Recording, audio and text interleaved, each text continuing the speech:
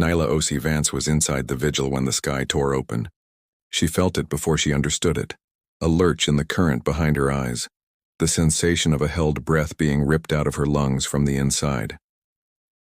One moment she was standing in the soft gray light of Kwame's thread, his voice looping through the last recorded morning of his life, the smell of cardamom coffee stitched into the memory so precisely she could still feel the ceramic mug's chip under her thumb. The next moment the gray light buckled, folded in on itself like paper thrown into fire, and Kwame's voice did not fade. It multiplied.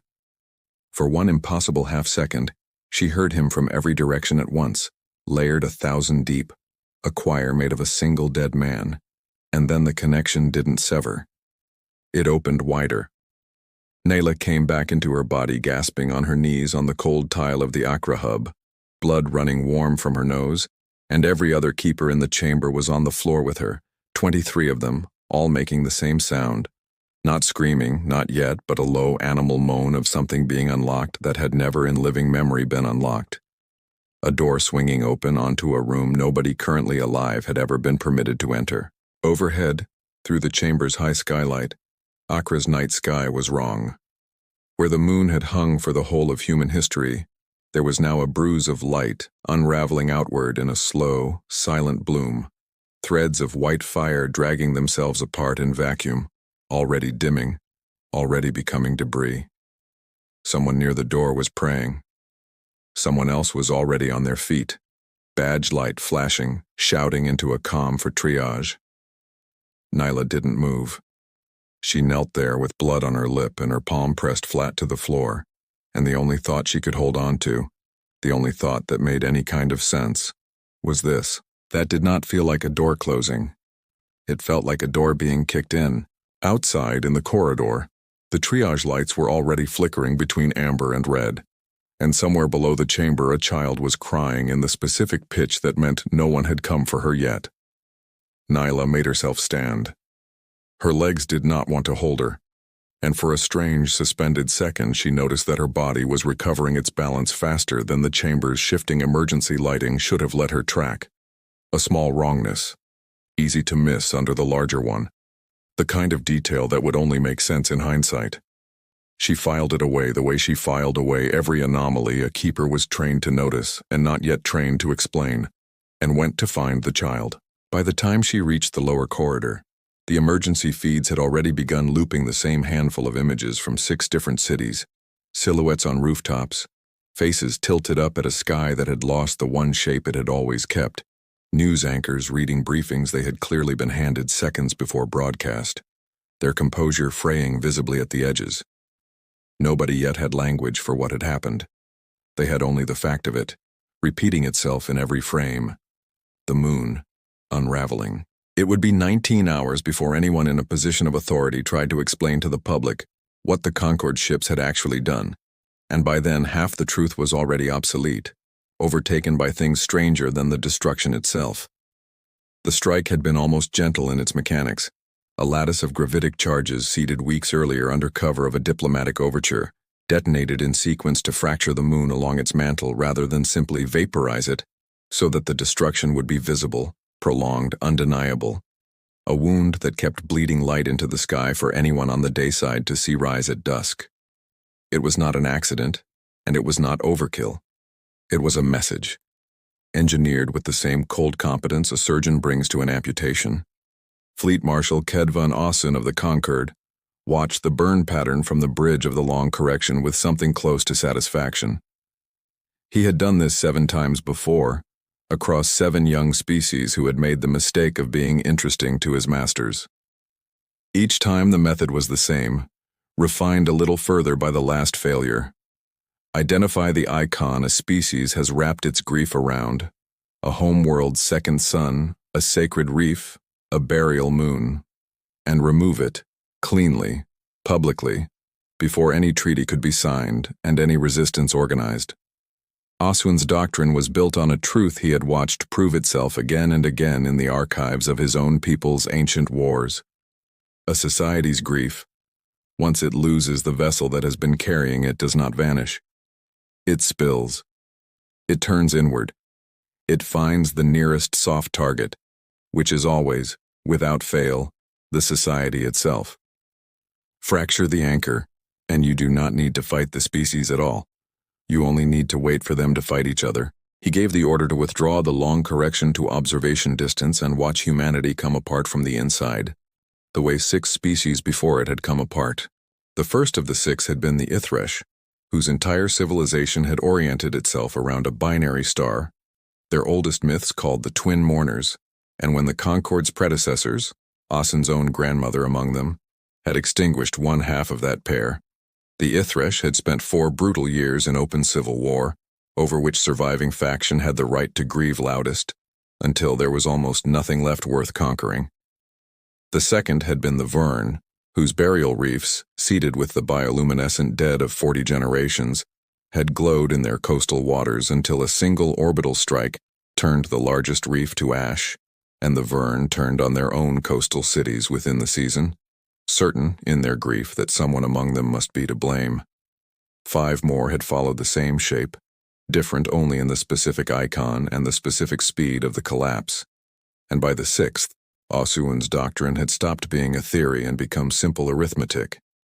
Grief unmoored from its vessel does not vanish, it curdles, and a curdling species cannot organize a defense. He believed this the way his people believe the shape of their own hands, not as a claim requiring evidence but as a fact requiring only application. He did not consider himself cruel. He considered himself efficient, and mercy, in his accounting, was a doctrine that produced fewer total deaths than a doctrine of open war, because a species convinced it had already lost rarely fought hard enough to make a war of it. He had watched this mercy work 6 times. He expected, with the calm confidence of a man reading from a proof he had checked 6 times over, to watch it work a 7th. He did not know, could not have known, sitting 3 light minutes out with his sensors trained on a species he believed he understood, that he had just done to 7 billion grieving humans exactly the opposite of what 6 previous strikes had done to 6 previous species. He did not know about the fracture. Nobody outside the Keeper Orders and a handful of historians still knew about the fracture, because humanity had spent 400 years making very sure of that. By the 2nd day, 3 things were true that had not been true before, and none of the emergency broadcast knew how to hold all 3 at once. The first was grief, ordinary and enormous, cities gone quiet with it, vigils held in every language, the particular grief of a species realizing that the sky itself, the fixed point every human being who had ever lived had looked up at, was gone and would not come back, and that every poem and lullaby and tide table written in its light was now in some small permanent way a fossil. The second was that the Keeper Orders network, the vigil, the great slow lattice of memorial data and grief-tending ritual that had lived unbroken inside the moon's mass for 4 centuries, had not simply been destroyed along with its housing. It had been released. Every soul thread it had held, every recorded voice and mapped memory of every human being who had ever chosen to leave a piece of themselves behind, had been dumped back into the population that grieved them, all at once with nowhere left to be held. The third thing, the thing that took longest to name because it did not look like what anyone expected trauma to look like, was that people were not falling apart. They were getting faster. Nyla noticed it first in her own hands. 3 days after the strike, in the wreck of the Accra Hub's backup relay room, trying to coax a dead server rack back to life with a soldering iron and a headlamp, she watched her fingers move through a repair sequence she had never learned, correcting a fault pattern she should have had to look up, and she realized with a cold drop in her stomach that some part of her simply knew, the way you know your own name, without having to search for it, exactly which of the 14 boards had failed and in what order to bring them back online. She sat back on her heels, heart hammering, and thought, that isn't me. Except it was. That was the horror of it. It was her, more than she had ever been. Professor Elior Bassi found her there an hour later, an old woman with a cane and a data slate, and the unhurried gait of someone who had outlived every kind of emergency there was, and she did not look surprised at all by what she found.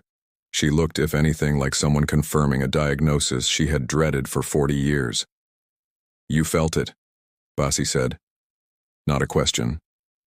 I fixed a relay board I've never serviced, Naila said. I didn't think about it, I just knew. Everyone's starting to know things, Bossy said. Reflexes coming in early, pattern recognition running 3-4 steps ahead of conscious thought. Give it another week and it won't be reflexes anymore.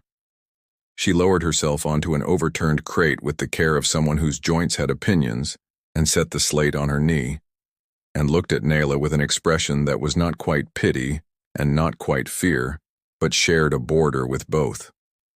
You're a keeper, 3rd generation, your file says, which means somebody in your line took the oath and was never told the whole of what it was for, because the whole of what it was for was the one thing we were never ever supposed to have to explain out loud. Congratulations, you're about to be the first keeper in 400 years who finds out on the job. Finds out what? What the moon was actually holding back. Bossy did not answer immediately. She turned the slate over in her hands, and for a moment she looked less like a historian delivering a briefing and more like an old woman deciding, one final time, whether a secret her order had guarded for 16 generations deserved to survive her. You were taught the vigil was a memorial, she said finally. A place to leave grief so it didn't have to be carried alone. That's true. It's also the smallest, gentlest possible way of saying it. And it was built to be told that way on purpose. Because the truth is not gentle, and a species recovering from what we recovered from could not have survived being told the truth too soon. She tapped the slate. An old file opened, text only, no images. Classification markings so old the color had shifted to a faded, embarrassed pink. 411 years ago, we call it the fracture, though the people who lived through it called it worse things. It wasn't a war with an enemy. It was a war with ourselves, and it started the same way this did, with grief. Catastrophic, simultaneous, species-wide grief, after the Chorine plague took 1 human in 3 inside 18 months. And somewhere in the 2nd year of dying, something in us that had never had cause to activate before, activated. Nobody fully understands the mechanism even now. Some kind of collective neurosomatic resonance, grief metabolized into raw capacity, strength, speed, prediction, coordination, a kind of species-wide synchrony that let small groups of desperate, grieving people do things that should have been physically impossible. We called it the Bright, because eyewitness accounts kept using that word, unprompted on every continent in every language like it was the only word that fit. That sounds like a miracle, Naila said, and hated herself a little for how much she wanted it to be one. It was for about 4 months, Bossy said. It stopped the plague. It rebuilt cities in weeks that should have taken decades. And then it kept going, because grief that big doesn't have an off switch, and neither did the thing it woke up. The Bright doesn't distinguish between the threat that caused the grief and whatever's nearest when the grief finally metabolizes into force. By the 3rd year, the plague was over, and the Bright was still rising, still spreading person to person like the grief itself was contagious, and it turned on us. Not deliberately. There was no malice in it. It simply kept being more, the way fire keeps being fire, until 11% of the human race was dead by our own hand and the rest had learned, the hardest way there is, that the thing that saved them could also unmake them, and that there was no difference in the mechanism between the two. Naila's mouth had gone dry. So the moon. The moon was never a weapon or a wall. It was a drain, Bossy said. The survivors of the fracture spent 2 generations building something that could take grief at planetary scale and disperse it before it ever reached critical mass. Give every death, every loss, a place to go that wasn't back into the living. Slow it down. Spread it thin across 4 centuries instead of 4 years. The vigil is a bleed valve, Naila. It was never meant to make us weaker. It was meant to make sure we were never given a reason all at once to find out what we actually are. She closed the slate. Her hands, Naila noticed, were shaking very slightly, an old woman's tremor. The Concord just took away 400 years of bleed valve in a single afternoon, and gave 7 billion grieving humans nowhere for it to go but into themselves. We are not having a nervous breakdown, Professor Osei Vance. We are having the fracture again. It just hasn't finished rising yet.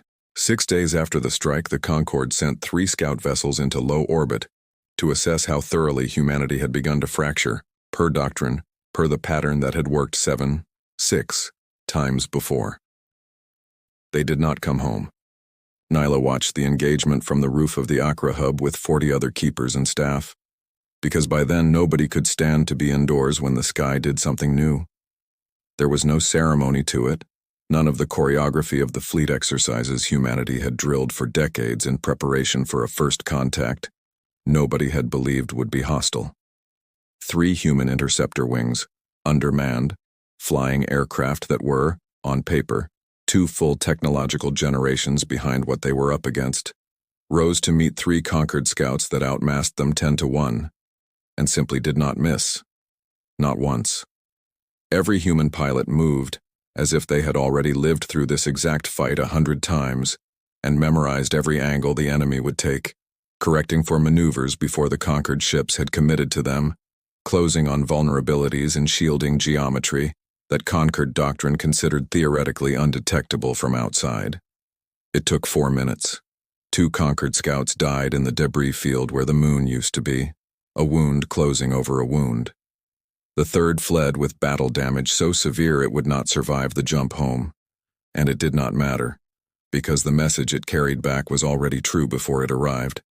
Something about this species had changed, mid-conflict, in a way that broke the model.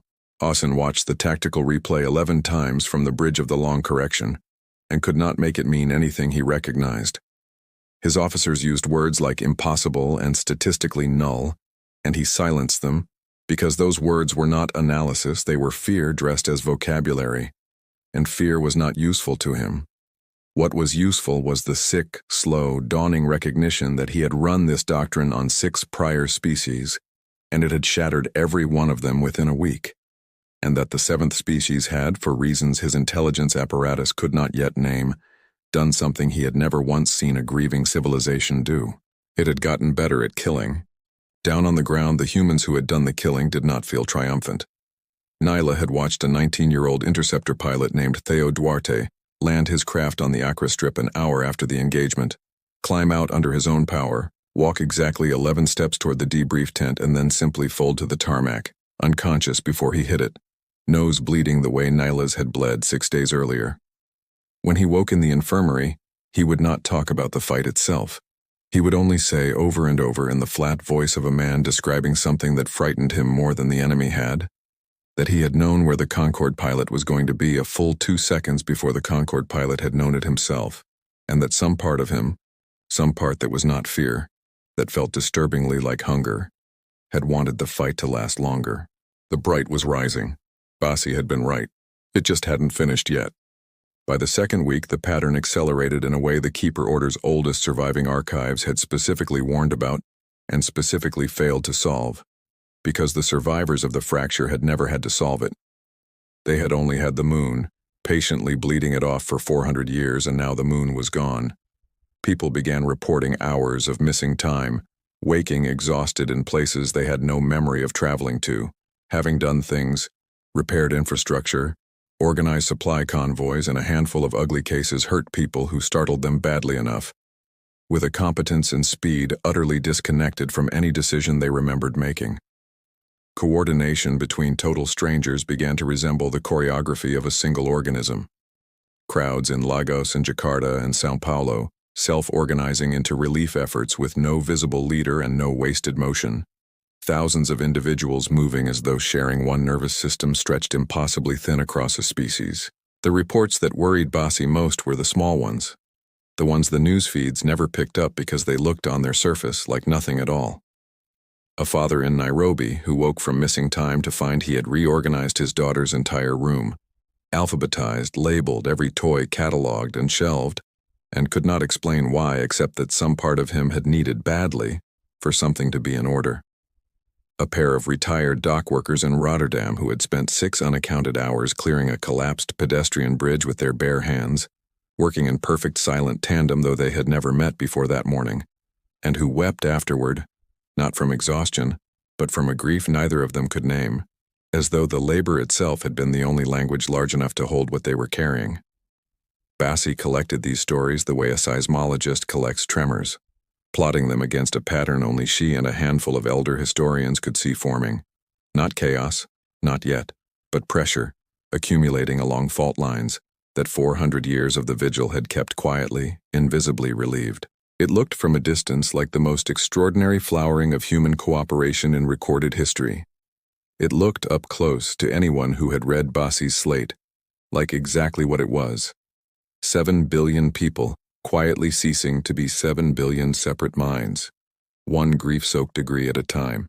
Nyla found out how close it had come to the wrong kind of ending on the 9th night in Kumasi, 4 hours north of the hub, where a keeper station had gone dark and stopped answering comms. She and Bassi drove up together because Bassi refused to send anyone younger alone, and what they found in the station's central hall was 11 keepers standing in a loose circle around one of their own, a young man named Femi, whom Nyla had trained beside 2 years earlier. And Femi was on his knees in the center of that circle with his hands pressed flat over his own ears, rocking, saying the same 6 words on a loop that had clearly been going for hours. Make it stop. Make it stop. Make it stop. He did not want them to touch him. He was afraid, he told them in the brief, clear windows between the rocking, that if anyone touched him right now, he would not be able to stop his own hands, that the thing rising in him had started answering to threat response faster than his conscience could intervene, that an hour earlier a colleague had startled him from behind with a hand on his shoulder, and he had put the man through a plaster wall before either of them understood what had happened. The colleague, it turned out, had survived with a broken collarbone and was in the next room, refusing to leave Femi's side anyway, refusing to be afraid of him, which was its own kind of horror. Watching a man choose loyalty to someone who might genuinely be a danger to him now. Bassi knelt in front of Femi, out of arm's reach, and did the only thing 400 years of keeper training had ever actually equipped anyone to do, which was talk him through the oldest grief-tending ritual the Order possessed. Not a cure, nothing close to a cure, just a container, a set of words meant to give the rising thing somewhere small and specific to spend itself instead of everywhere at once. It took 90 minutes. By the end of it, Femi was weeping instead of rocking, which Bassi treated with visible relief as a victory. Nyla sat with him afterward while the others cleared the hall, and Femi would not look at his own hands, kept them tucked under his knees like something that belonged to a stranger. I keep thinking about the plague generation, he said, quiet enough that she had to lean in. Bassi told us the histories in training, never the whole of it, just the shape, that our great-great-grandparents survived something terrible and built the vigil so we'd never have to. I used to think that meant they were weak, that they needed the moon because they couldn't hold their own grief without help. He finally looked down at his palms, turned them over slowly, as if checking for damage that wasn't there. I don't think that anymore. I think they were the only generation smart enough to be afraid of themselves. I think we're the first one arrogant enough to find out the hard way what happens when nobody's afraid of us at all. Nyla didn't have an answer for that. She only put her hand, carefully, an inch from his on the cold floor, close enough to be a choice and far enough to be one he could refuse, and left it there until his colleague came back in from the next room, collarbone strapped, and sat down on Femi's other side without a word, and Femi let him. Driving back to Accra before dawn, Nyla finally asked the question she had been circling for 9 days. If it's still rising, she said, if there's no moon left to slow it down, what happens when it finishes? Bassi did not answer for a long time. When she did, her voice had none of the historian's careful distance left in it. 400 years ago it finished by killing 11% of us before it burned itself out, she said. We do not currently have a bleed valve. We do not currently have 4 generations to build a new one slowly, the way our ancestors did, because the fleet that took the old one has scout ships watching us right now deciding when to come back with the rest of their navy. So either we find some way to give this thing a target worth all of that force before it turns around and finds one closer to home, or Femi's collarbone story becomes every city on Earth, all at once, and the Concord won't need to come back and finish anything. We'll have done it for them. It was Nyla 3 nights later, sitting in the ruin of the vigil chamber with her palm on the cold floor, where the connection used to open, who understood, not through analysis, not through anything Basi's archives contained, but through the same unearned, unasked-for knowing that had let her fix a relay board she'd never serviced, that the Order had been thinking about this backward from the start. The moon had not been a wall holding the bright in. It had been a drain, Basi had said, and Nyla had spent 3 nights turning that word over and over until she understood what it actually meant. A drain does not stop water from rising. It gives the water somewhere to go. Take away the drain and the water does not become less dangerous. It becomes a flood, looking for the nearest low ground, and it will find one, because floods are not evil. They are only obedient to gravity, and grief this large was obedient to exactly one thing, the largest, nearest wound left unaddressed, which meant the wound had to be given somewhere to go on purpose, chosen, before it chose for itself. She brought the idea to Basi at first light, half-formed, terrified of how it sounded out loud. You said the bright doesn't distinguish between the cause of the grief and whatever's nearest when it metabolizes.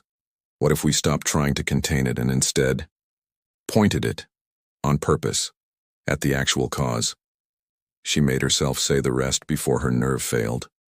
At the fleet that's still out there deciding whether we've finished tearing ourselves apart yet. Basi looked at her for a long, silent moment with an expression Nyla had never seen on the old woman's face before. Something that was equal parts horror and the terrible, vertiginous relief of watching someone else finally say the thing you had not let yourself think. That's not tending grief anymore, Basi said quietly. That's weaponizing it. The moon weaponized it too, Nyla said. Slowly, over 400 years aimed at nothing but our own patience. I'm not asking to build something new. I'm asking to point the thing that already exists at the people who broke the container instead of at each other. Because we're going to point it somewhere, Professor. That was never actually optional. The only choice left is whether we choose the direction or the grief does. Not everyone in the Order agreed.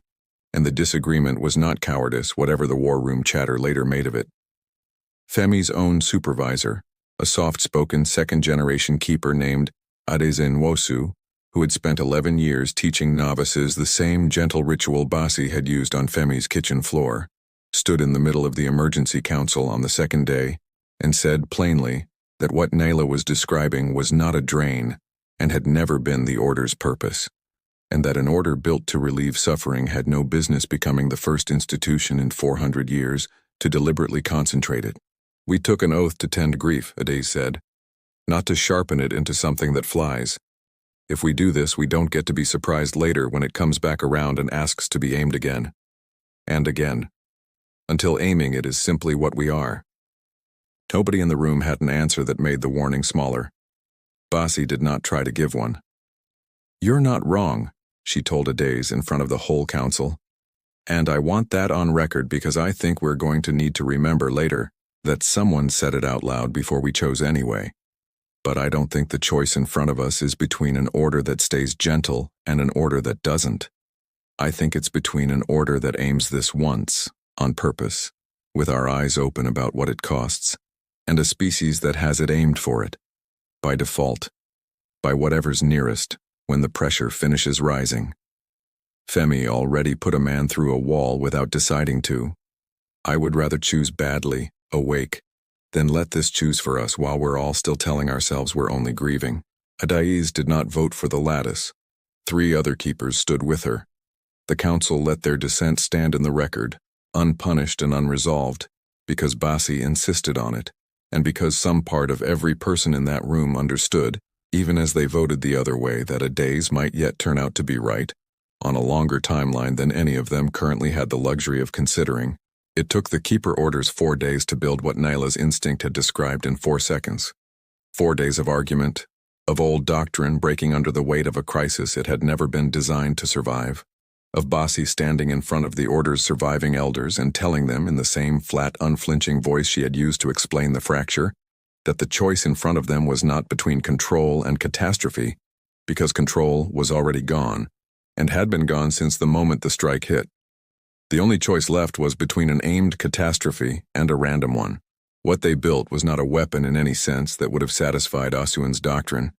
which had no framework at all for what a grieving species might build once it stopped trying to hide its grief and started trying to point it.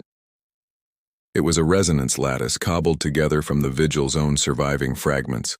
Servers, relay stations, the scattered remnant infrastructure of 400 years of memorial architecture, reconfigured not to disperse the rising bright across a population, but to gather it, city by grieving city, into a single coherent target vector, aimed at the one thing every human being alive now shared a reason to hate: the fleet in high orbit that had lit the sky on fire. Nyla sat at the center of it when it went live, because someone third generation, someone who had felt the door kick open from the inside on the very first night, was needed to anchor the pattern, and because when Basi asked for a volunteer, Nyla did not let herself hesitate long enough to be afraid. What came through her in the seconds after the lattice activated was not rage, not exactly, though rage was somewhere in it, folded into something larger and colder and far more patient. It was grief with the safety catch removed: Kwame's coffee-stained morning, Femi's collarbone, Theo's 2 seconds of impossible knowing, 11% of a species 400 years dead, and every death since that the moon had ever quietly, gently absorbed on humanity's behalf. All of it moving through her and out of her and into the lattice at once, and it did not feel like power. It felt like being a door standing open in a hurricane, and the only thing that kept her from being torn off her hinges entirely was the specific chosen direction Basi's ritual gave it to travel in. Aimed, not contained. Aimed, the way a river is aimed by a canyon it did not choose but will use anyway. 300 kilometers above Accra, Fleet Marshal Kedvon Ossen felt his flagship's shielding fail, in a pattern his engineers would spend the rest of their careers failing to reconstruct, because the failure did not correspond to any weapon his sensors had detected being fired. There was no beam, no projectile, no signature his instruments recognized as an attack at all. There was only every automated system on the long correction beginning, in the same 4-second window, to behave as though it had already lost, targeting solutions collapsing, navigation drifting toward the worst possible heading, a fleet of 11 warships suddenly captained by machines and crews that had, in some sense no engineer could name, simply stopped believing they would survive the next hour, and started very quietly, becoming right. It was not a battle. Nyla, half conscious in the wreck of the vigil chamber afterward with blood running from both nostrils and every capillary in her eyes burst red, would never be able to describe it as a battle, because a battle implies 2 sides contesting an outcome.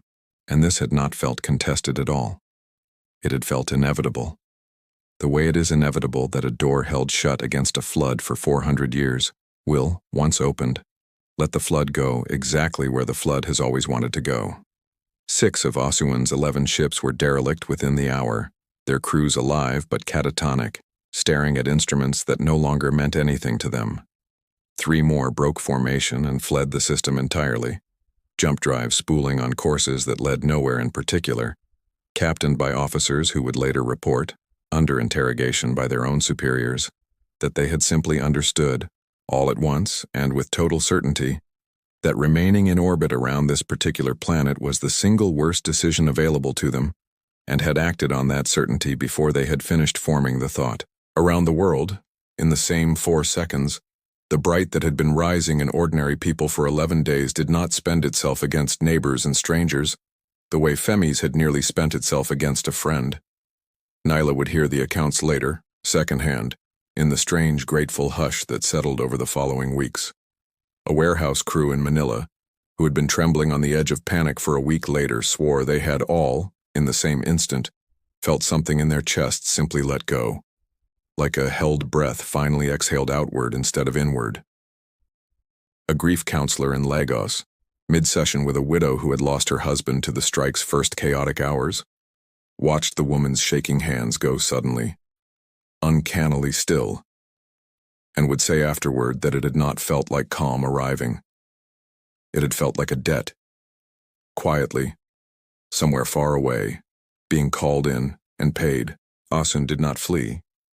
He stayed on the bridge of the dying long correction long enough to watch his tactical display fill with data that confirmed, with total finality, everything he had refused to believe for 11 days, that he had mistaken a species metabolizing catastrophic grief for a species collapsing under it, because in 6 previous first contacts, those had been the same thing, and he had never once considered, his doctrine had never once required him to consider, that a species might have already survived doing this to itself once 400 years earlier, and built 4 centuries of infrastructure whose entire purpose was making sure they never had to find out what they were capable of unless they chose to. He had removed the choosing. He had not removed the capability. In the last coherent transmission the long correction would ever send, logged and later recovered by human forces from the ship's black box wreckage, Ascension said only this, to no one in particular, in the dry clinical cadence of a man narrating his own doctrine's autopsy. We did not break their anchor. We broke their leash. The long correction went dark 40 minutes later. Whether it was destroyed or simply drifted, uncrewed and unpowered, into the debris field where the moon had been, no human sensor could confirm, and in the years that followed, nobody with any authority over the matter much wanted to know. Nyla woke 3 days later in the Accra Hub's infirmary in the bed beside Theo Duarte's, both of them hooked to monitors reading vitals that made the attending physicians visibly uneasy. Heart rates too slow, neural activity and patterns nobody's charts had categories for. And the first thing she understood, before she understood anything about the fleet or the war, or what had actually happened in the 4 seconds she could not fully remember, was that Kwame's thread was gone. Not damaged, not corrupted. Gone, the way the moon was gone. The way 400 years of every recorded voice and mapped memory the Vigil had ever held was gone. Spent in the 4 seconds it took to break a fleet, dispersed into a use that could never be undone or returned. She had known this was the cost before she volunteered. She had told herself she understood what she was agreeing to. She had not understood, not really, not until she reached for the place where his coffee-stained morning had always been, and found only the flat, silent absence of a door that would never open onto that particular room again, because there was no lattice left standing gentle enough to hold something as small and as precious as one dead man's ordinary Tuesday. She thought of the last time she had visited the thread, 4 days before the strike. How she had sat with him for an hour and told him about a promotion she was considering, and how his recorded voice had answered with the small, specific joke about her handwriting that only he had ever found funny, and how she had laughed out loud alone in the chamber and not felt foolish at all. That joke was gone now. Not stored somewhere she could no longer reach. Gone, the way a sound is gone once the air stops carrying it, the way heat is gone once it has finished doing its work. She had spent it on purpose to save 6 billion strangers who would never know his name, and she would have made the same choice again without hesitating. And neither of those facts made the missing shape of him any smaller to sit inside. She cried for a long time, quietly, with Theo pretending to be asleep in the next bed out of a kindness she would thank him for later. And when Bossy came to see her that evening, Kane tapping unhurried across the infirmary floor, the old woman did not offer comfort she did not have to give. She sat and she let the silence be what it was. And after a while she said the only true thing left to say. "We won," Bossy said. "I want you to hear me say that first because it's real. And because in a week the historians will start arguing about whether won is even the right word, and I don't want that argument to be the first thing you remember about today. 6 warships derelict. 3 fled. A doctrine that's worked 7 times just failed for the first time in that species' recorded history, and every other young civilization out there who hasn't been found yet just inherited a little more time because of it. That's not nothing, Nayla, that's not small. But, Nyla said, because she could hear it waiting in the old woman's voice. But we are not who we were 9 days ago, Bossy said, and we are never getting to be who we were 9 days ago again, and I don't yet know whether that's a species standing up for the first time, or a species that has simply relearned, the fast and terrible way, that it is capable of the thing that almost killed it once already. Maybe both. Probably both. The fracture generation had 200 years and a moon to decide which one they wanted to be. Slowly, gently, one small grief at a time. We had 9 days and a war. I don't know yet what we're going to build to replace the drain, or whether 4 days was long enough to aim it wisely instead of just aim it first. I only know that Femi hasn't put anyone through a wall since the fleet broke, And I don't know if that's because the thing in him found somewhere better to go, or because it's simply resting, the way flood water rests in a valley it has already claimed, waiting to be asked again. She reached over, with the particular care of someone who had spent 400 years of institutional memory learning exactly how much force was safe to use around a person who might not yet fully trust their own hands, and pressed the data slate gently into Nyla's palm. "There's no manual for what comes next," Bossy said. There wasn't one for the fracture generation either. They wrote it as they went, and they wrote it slow enough, and careful enough, and humble enough about what they'd survived, that 400 years later their great-great-grandchildren didn't even know to be afraid of the sky. That's the job now. Not undoing what happened. There's no undoing it. The job is deciding, on purpose, the way you decided in that chamber, what a species does with a door that's never going to close again. Naila looked up, past the infirmary's high window, to the sky over Accra, where for the first time in 9 nights there was nothing at all where the moon used to be. No bruise of dying light, no wound still bleeding into vacuum, just the plain black dark and the ordinary indifferent stars, as though the sky itself had finally finished exhaling. She thought of Austin's doctrine, 7 species deep, built on the certainty that grief with nowhere to go always turns inward and breaks its bearer. She thought of the moon, patient and generous and gone, absorbing 400 years of ordinary human sorrow so gently that no one alive had ever had to learn what they were made of underneath it. And she thought, with a clarity that felt less like her own mind, and more like something ancient and species-wide finally being allowed to say the quiet part out loud, that the Concord Fleet Marshal had been right about exactly one thing, the only thing that mattered, the thing every human being alive would now spend the rest of their lives learning to carry.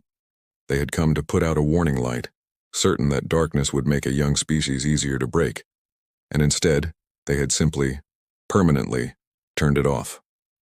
In the months that followed, Nyla would watch a new order take shape out of the wreckage of the old one, built by people who had lived through the 9 days and did not agree, even among themselves, about what exactly they had become. Adaeze Nwosu stayed, in the end, and became the loudest voice on the new council, arguing every session for slower rituals, smaller aimings, anything that resembled the old gentleness even a little. And she was listened to now, in a way the pre-strike order had never quite managed, because everyone in that room had felt, at least once, what it cost to let the alternative choose instead. Theo Duarte flew again within the year, and would say, when people asked, that the hunger he'd felt in the cockpit had never fully gone away, only gone quiet, the way a held breath goes quiet, without ever becoming nothing. Femi did not put anyone through a wall again. He also never let anyone stand behind him without warning, for the rest of his life, and nobody who had been in that hall in Kumasi ever asked him to. Nyla kept the empty place where Kwame's thread used to open, the way you keep a room in a house you can no longer afford to fill. And on the anniversary of the strike, she stood on the Accra Hub's roof, in the plain dark where the moon used to hang, and did not try to fill it either. She only stood there watching the ordinary indifferent stars hold their old positions, unwounded, unchanged, watching over a species that no longer had anything gentle standing between it and the whole of what it was. It was not a door closing. It had never been going to close again. The only mercy left to choose now was which room they walked into next. And Nyla understood, standing in that dark with her hand pressed to her chest where the flood still lived, quiet and patient and hers, that the choosing would never now be finished.